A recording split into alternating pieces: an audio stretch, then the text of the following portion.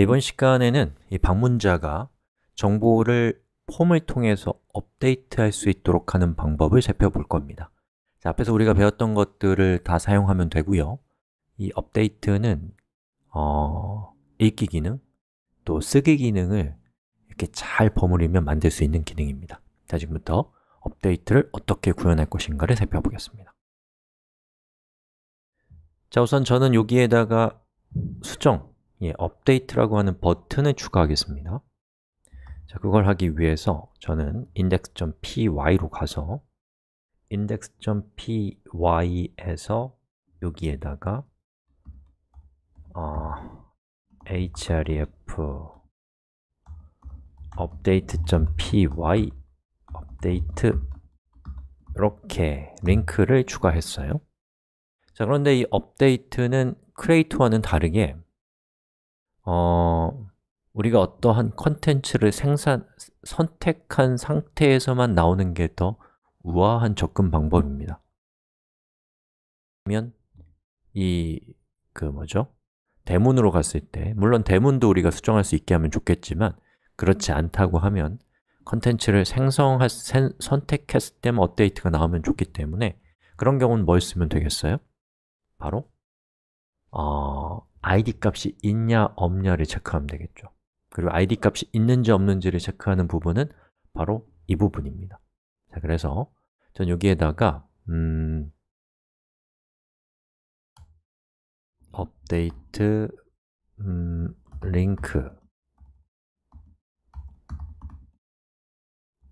링크라고 이렇게 하고요. 그 다음에 ahref는 업데이트라고 하고요. update.py 아직 만들지 않았죠? 에다가 id 값을 줄 건데 그 id 값은 이 페이지 id 값을 주면 되겠죠. 자, 이렇게 해서 포맷 그리고 이렇게 하면 포맷에 의해서 여기에 중괄호 부분이 이 값으로 대체되는 것이죠.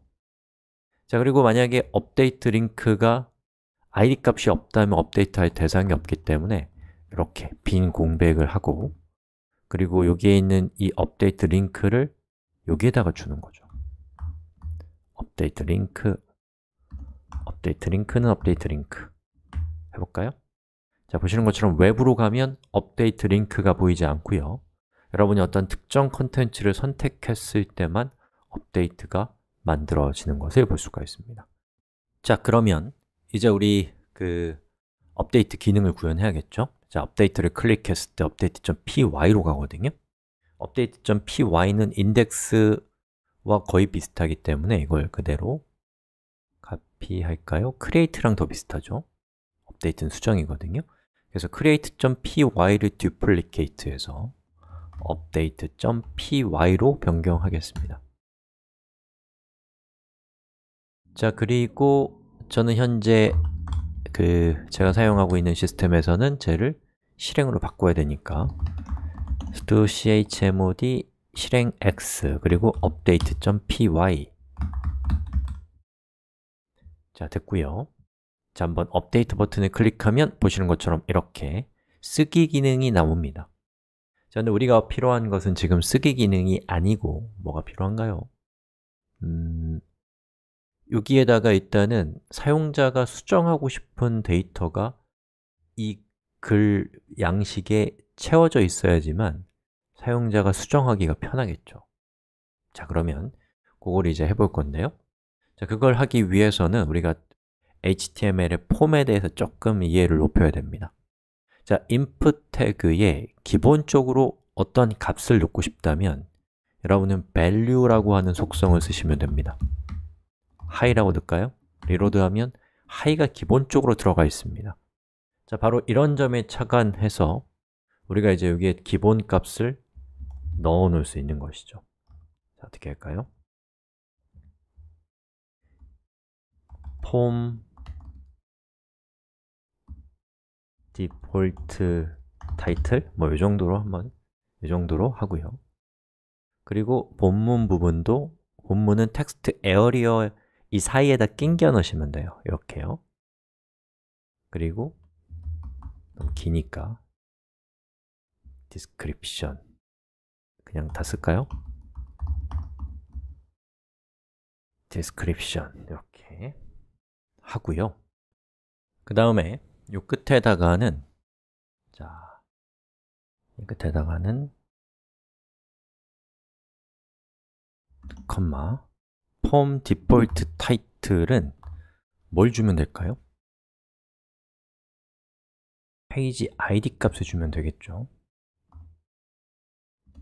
자, 그 다음에 폼 디폴트 디스크립션은 description 값을 주면 될 겁니다. 이렇게요. 자, 그리고 리로드를 해보면 보시는 것처럼 이렇게 우리가 선택한 CSS, HTML을 선택하고 업데이트를 누르면 보시는 것처럼 이렇게 기본적으로 그 컨텐츠가 채워져 있는 걸 볼 수가 있습니다. 자, 그 다음에 여기가 좀 헷갈릴 수 있는데 이 상태에서 우리가 서브밋 버튼을 누르면 어떻게 되나요? 전송이 되겠죠. 제목과 본문이요. 문제는 뭐냐면 우리가 지금 수정하고자 하는 건 뭐예요? 제목이 HTML인 컨텐츠입니다. 그것은 물리적으로는 어디에 저장되어 있나요? 데이터 밑에 HTML이라는 제목으로 저장되어 있단 말이죠. 근데 만약에 사용자가 제목을 수정했어요. 예를 들면 HTML을 HTML5 이렇게 바꿨다. 그러면 전송을 했을 때 HTML5에 해당되는 파일에 대한 본문을 이렇게 바꾼다 라고 하면 우리가 앞으로 만들게 될 파이썬 애플리케이션은 데이터 디렉토리에서 HTML5라고 하는 파일을 찾을 거 아니에요? 근데 그 파일은 없단 말이죠. 즉, 이 제목은 앞으로 변경될 가능성이 있기 때문에 저 제목이 우리가 변경하고자 하는 것에 대한 식별자로 쓰이면 안 된다는 것이죠. 자, 그래서 저는 별도로 페이지 id라고 하는 값을 따로 보내줄 겁니다. 자, input type text name은 page id 그리고 value는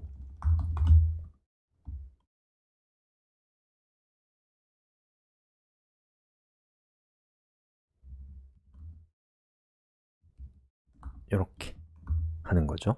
자, 리로드 한번 해볼게요. 자, 그러면 보시는 것처럼 이렇게 되고요. 예, 됩니다. 자, 근데 또 하나 우리가 개선할 것은 요거는 제목이고 요거는 우리가 수정하고자 하는 파일의 이름을 담고 있어야 되거든요. 근데 저 이름을 또 누군가 수정할 수 있는 상태예요. 수정 못하게 해야겠죠. 그리고 저런 정보는 우리 애플리케이션의 내부적인 정보일 뿐 사용자에게 노출시킬 필요가 있는 정보가 아니란 말이죠. 그러면 얘를 어떻게 하면 좋겠어요?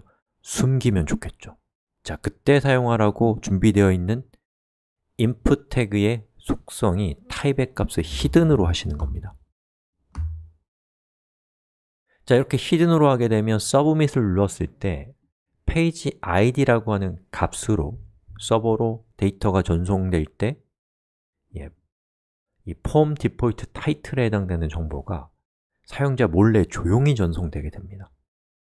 자, 그러면 한번 전송이나 한번 해봅시다. 자, 여기서 클릭하고 서브밋 버튼 눌러볼게요. 자, 하나, 둘, 셋.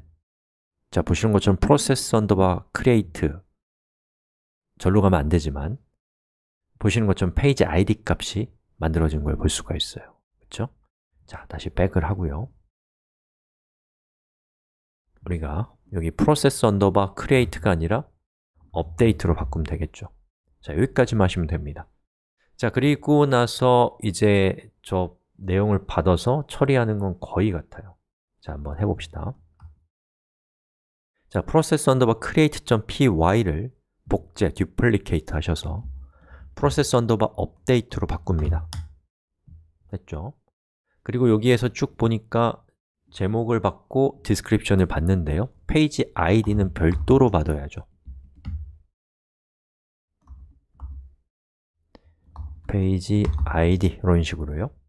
그리고 우리가 파일을 열 때 우리가 열어야 될 파일은 타이틀, 데이터 밑에 있는 타이틀의 파일이 아니고 페이지 id의 파일을 열어야 돼요. 왜 그런지 아시겠죠? 타이틀은 바뀔 수 있거든요.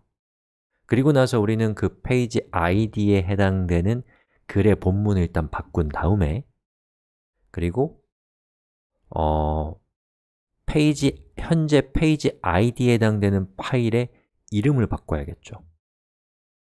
우선은 지금까지 우리가 작업한 게 잘 동작하는지 확인해 봅시다.